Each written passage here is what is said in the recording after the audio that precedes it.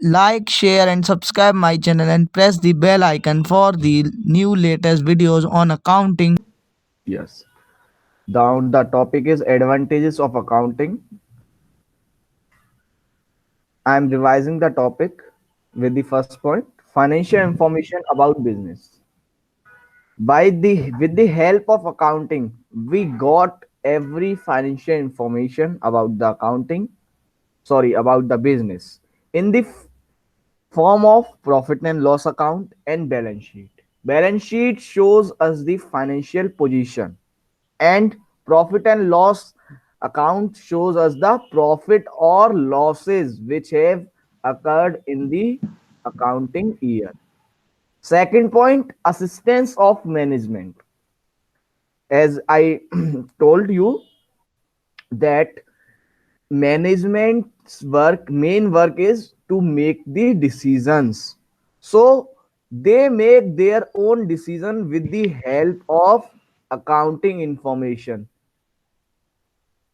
to make the business plans and to make decisions whether we have to adopt this policy or that policy. We have a base of accounting information. So this is an advantage to the management also. Third point is replace memory. In accounting, we make systematic records. With the help of accounting, we has we have a very large number of transactions in a summarized form, so we can check or we can go through with the information that is provided in the books of accounts. So Bookkeeping से. yes. Bookkeeping, with the help of bookkeeping, we record the transactions and then we classify it and then summarize. And now, with the help of accounting, we have to analyze the whole books of accounts and interpret them and to communicate to their interested users.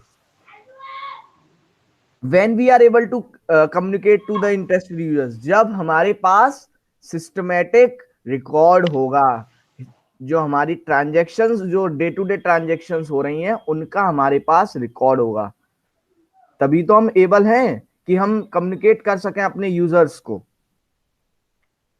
Now fourth point, facilitates comparative study. What does it mean, comparative study? Yes. Have you any idea about this?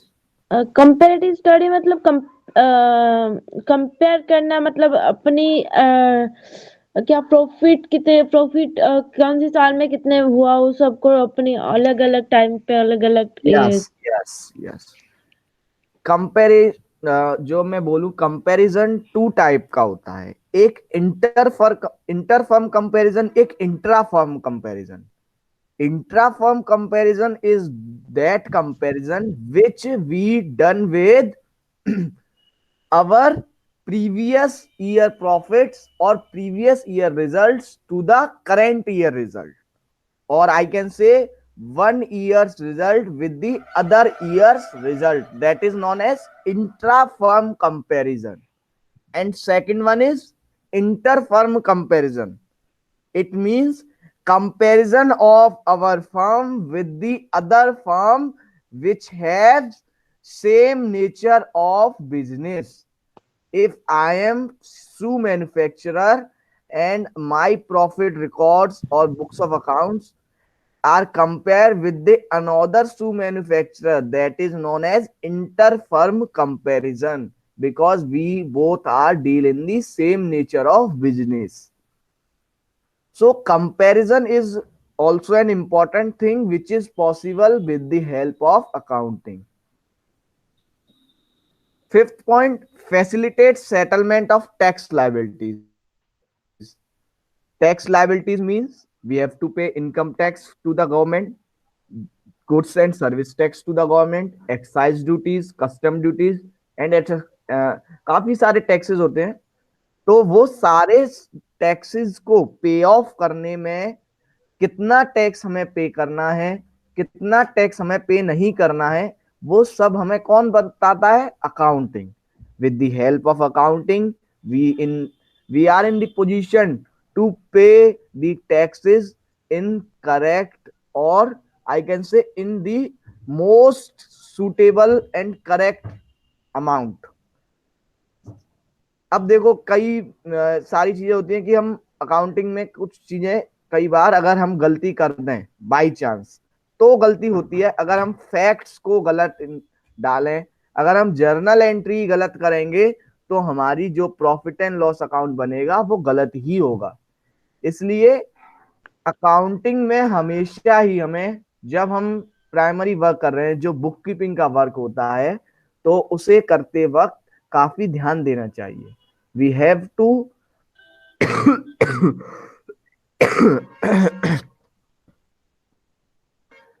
we have to give more attention to the primary work, that is bookkeeping.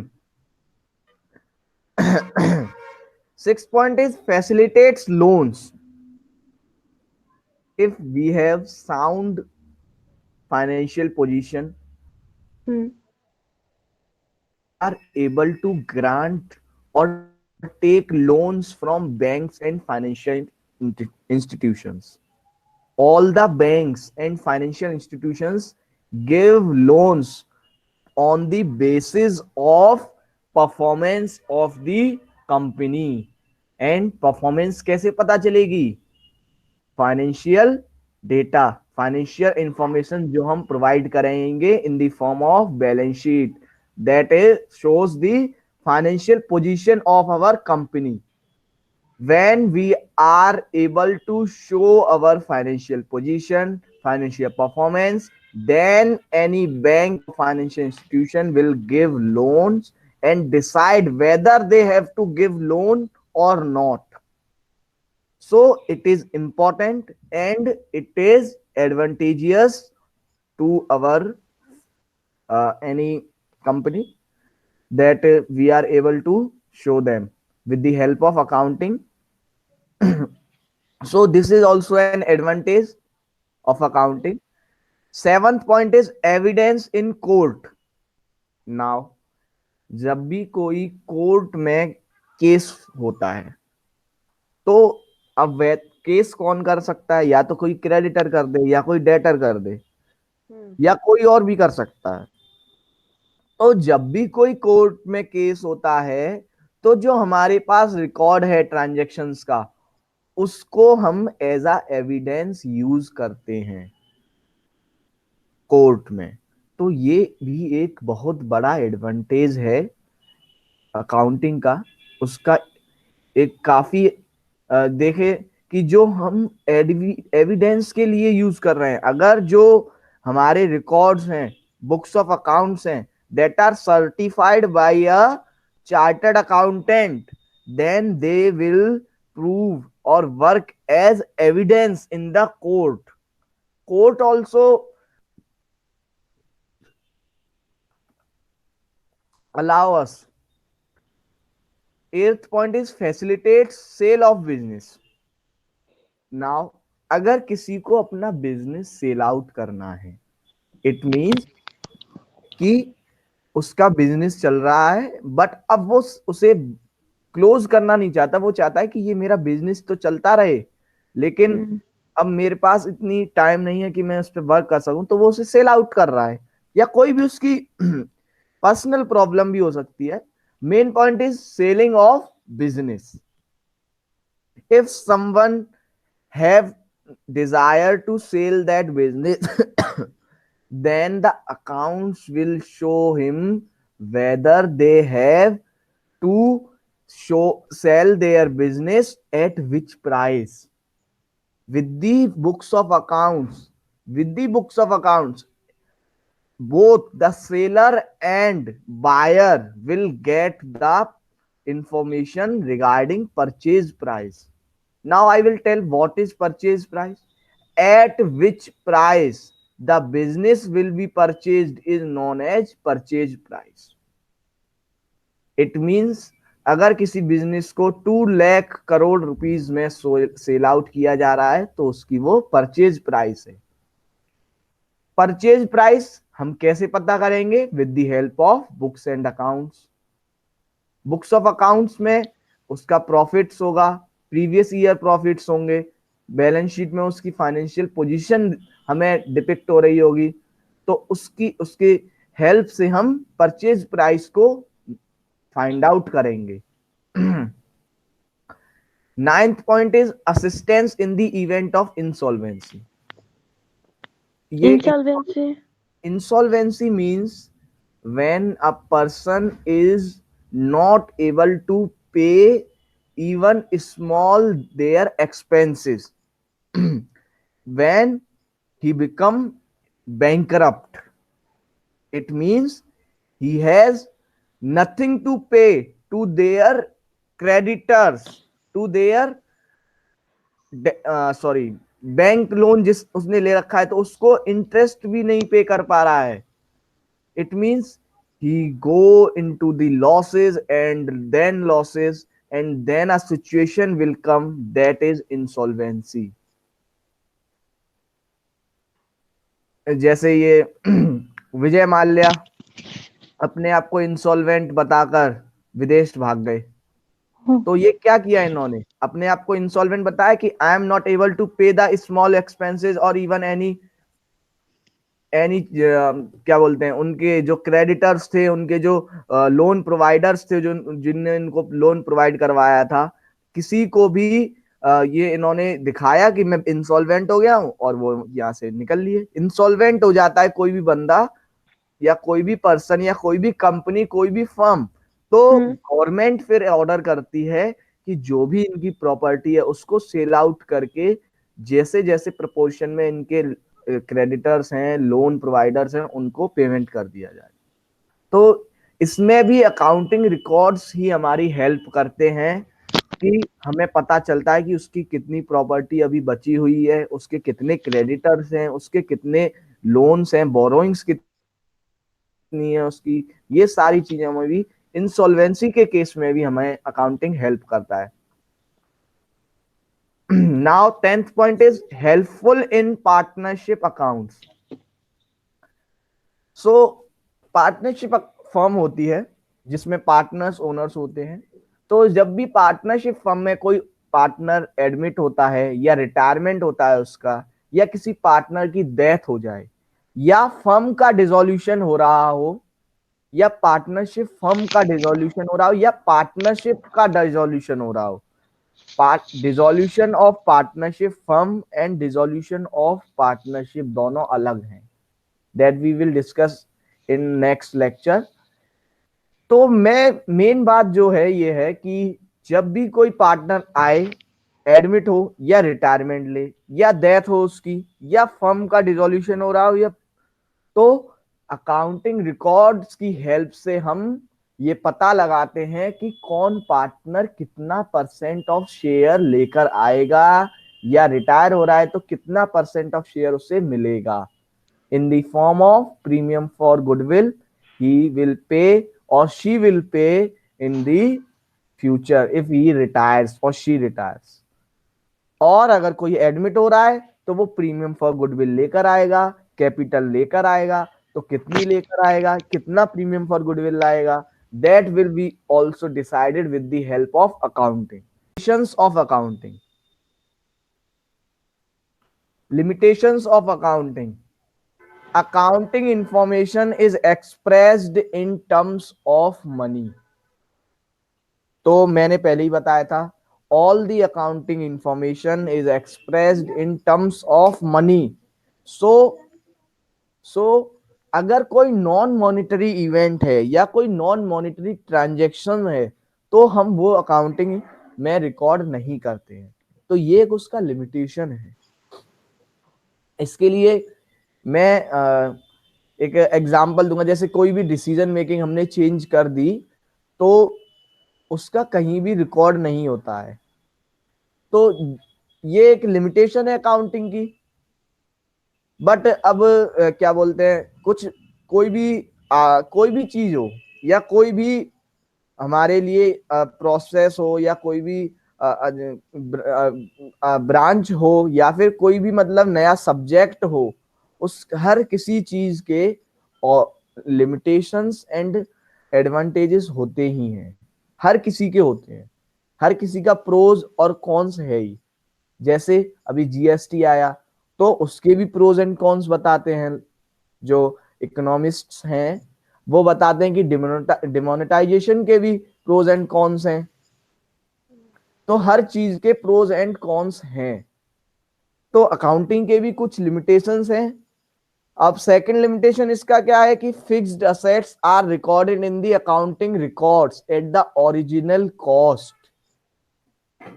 It means जब भी कोई accounting में fixed asset लिखा जाता है तो उसमें सारे जितने भी एक्सपेंसेस हैं, जितने भी चार्जेस हैं, सबको ऐड करके लिखा जाता है। जैसे हमने कोई भी मशीन इंस्टॉल की यानी मशीन परचेज की, उसकी कॉस्ट हमें लगी 8 लाख रुपीज, 50,000 रुपीज उसके इंस्टॉलेशन में एक्सपेंस हो गए, और उसके बाद 50,000 रुपीज जो मैकेनिक आया और जो ट्रांसपोर्टेशन उसमें लगा उसमें लग गए। तो उसकी जो प्राइस या जो उसकी कॉस्ट लिखी जाएगी वो कितनी लिखी जाएगी, 9 लाख रुपीज। बट वो परचेज कितने की हुई थी, 8 लाख की।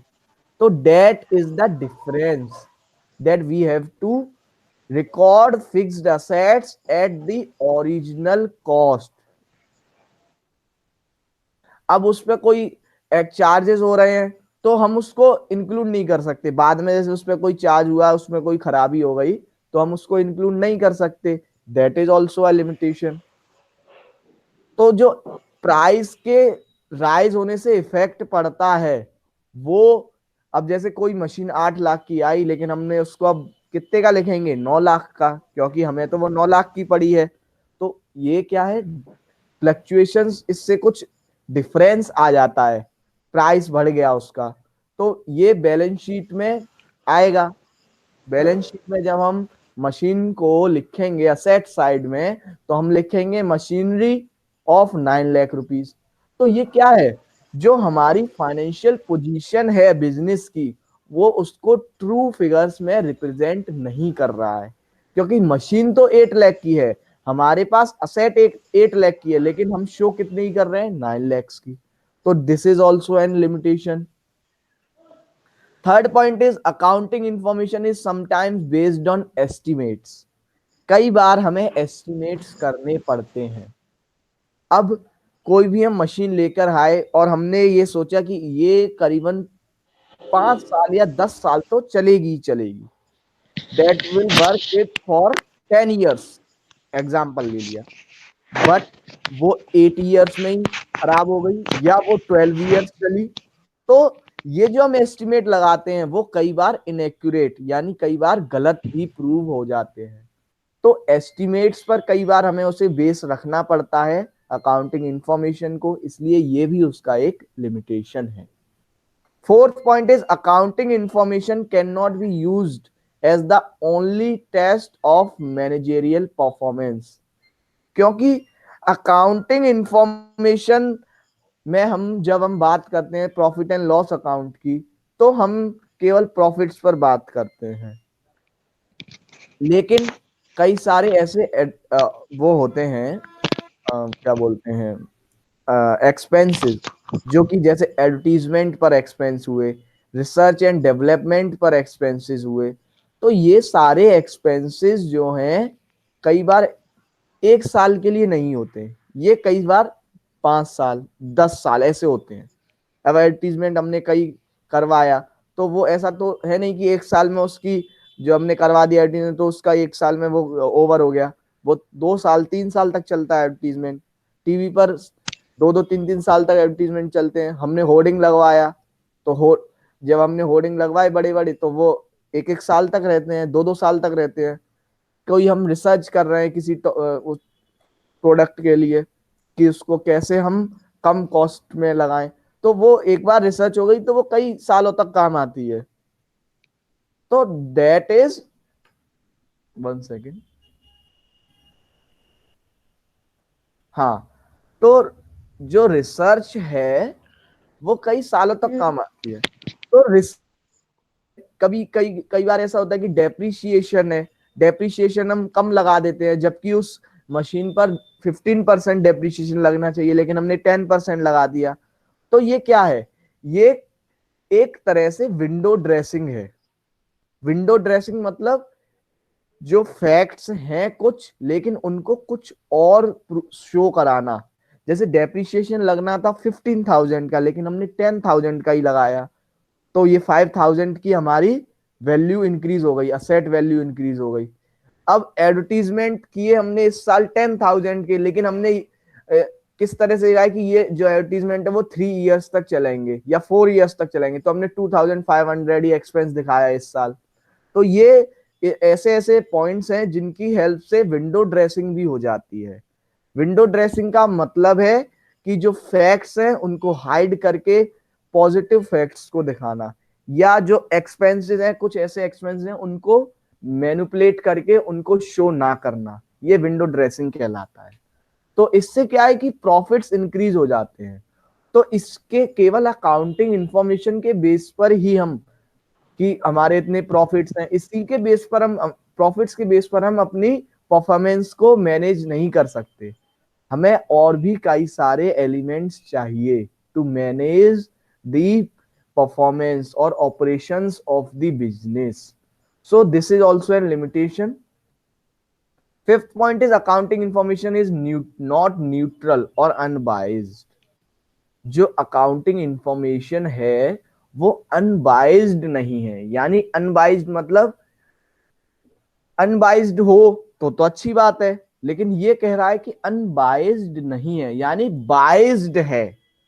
बाइज्ड मतलब मतलब, कि कुछ मिला हो, मतलब नहीं नहीं, कंपनी की तरफ बाइज्ड है। का मतलब कि उन्होंने कुछ चेंजेस ऐसे किए हैं जो उनके लिए फेवरेबल है, या हाँ वही। फिर कुछ ऐसे चेंजेस किए हैं जो, और जो उसके इंटरेस्टेड यूजर्स हैं, एक्सटर्नल यूजर्स, उनके लिए अनफेवरेबल हैं।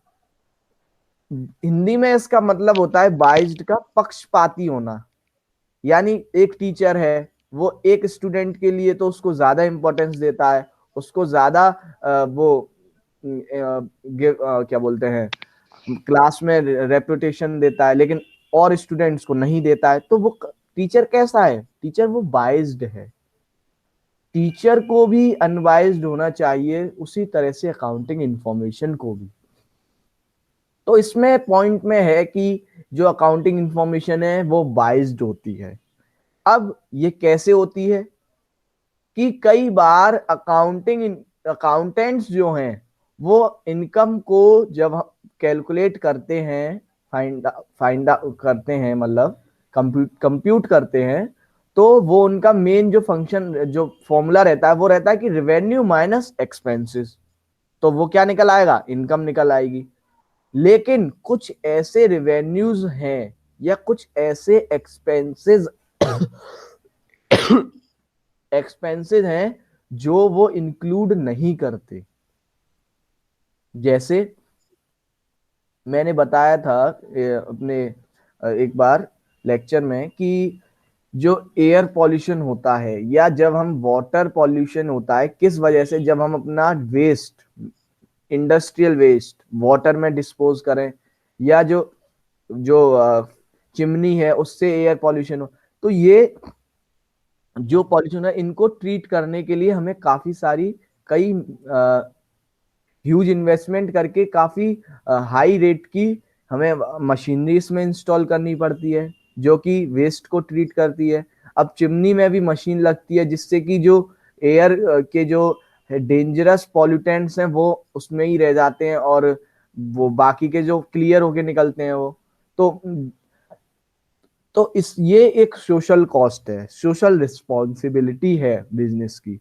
तो इसको पूरा करने में भी काफी बार खर्चा होता है, कई एक ह्यूज इन्वेस्टमेंट भी हो जाती है कई बार तो, but that is for long long period, for 5 years और 10 इयर्स। तो ये कई बार ऐसा होता है कि अकाउंटेंट उनको इन्वॉल्व नहीं करता है, लेकिन ये क्या हो गया, एक तरह से एक्सपेंसेस तो हैं लेकिन उसे इन्वॉल्व नहीं किया गया, तो हमारे प्रॉफिट्स, हमारी इनकम ज्यादा शो होगी। तो ये भी एक इसका लिमिटेशन हो जाता है अकाउंटिंग का।